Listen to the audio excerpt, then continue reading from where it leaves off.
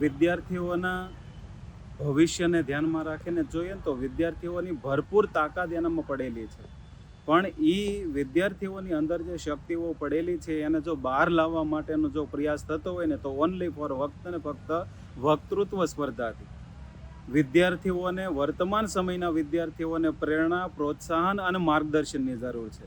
આજે એની પાસે તાકાત છે, પણ એ તાકાતનો સદુપયોગ ક્યાં કરવો ને એ એને ખબર જ નથી.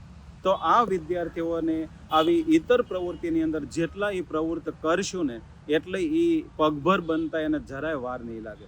એનામાં એક નવો આત્મવિશ્વાસ જાગશે કે હું જાહેરમાં બોલી શકું છું. મારી પાસે મધ્યમ વર્ગના, ધનિક વર્ગના અનેક વિદ્યાર્થીઓ આવે છે, પણ બોલવામાં બધાને સંકોચ અને શરમ થતી હોય, પણ એવું નથી. તમે એને થોડુંક માર્ગદર્શન આપો ને તો એ પૂરેપૂરું પ્રયત્ન કરે છે. મારા વિદ્યાર્થીઓ, હું આ 23 વર્ષથી સ્પર્ધાની અંદર વિદ્યાર્થીઓને લઈ જાઉં છું અને રાજ્ય અને રાષ્ટ્રીય કક્ષાએ મોદી સાહેબની સામે પાર્લામેન્ટ સુધી મેં મારા વિદ્યાર્થીને પહોંચાડ્યા છે. તો મારે બસ એટલો જ સંદેશ આપવાનો છે, દરેક વિદ્યાર્થીઓની શક્તિ પડેલી છે, અંદર રહેલી છે, પણ એને તમે થોડુંક એઝ એ ટીચર તરીકે એને માર્ગદર્શન આપશો તો એને ખીલવવાનું સરસ મજાનું પ્લેટફોર્મ મળશે. અસ્તુ.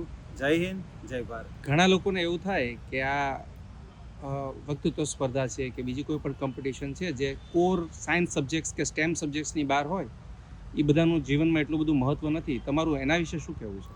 ના, એવું કંઈ નથી.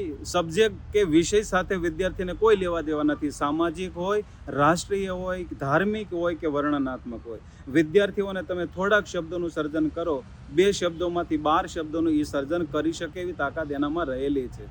ઓછા શબ્દોમાં વધારે રજૂઆત કઈ રીતે કરવી, ઓછા શબ્દોમાં સામે ઓડિયન્સની સામે કઈ રીતે મૂકવું, કઈ રીતે એ લોકો વિચારશે, મનોમંથન કરશે, એવી માર્ગદર્શન પદ્ધતિની જરૂર છે. બીજા શિક્ષકો માટે તમારું કોઈ સજેશન કે તમે કઈ રીતે તમારા સ્ટુડન્ટને મોટિવેટ કરતા હતા? ઘણીવાર શિક્ષકો ઇનિશિયેટિવ લેતા હોય પણ સ્ટુડન્ટ એમ કહેતા હોય કે અમારે નથી કરવું, તો તમે કઈ રીતે પોઝિટિવલી? તો હું એના મૂળ સુધી લઈ જાઉં છું, એના પરિવાર સાથે જાઉં છું, એના માતા પિતાને મળું છું, એને હું સમજાવું છું.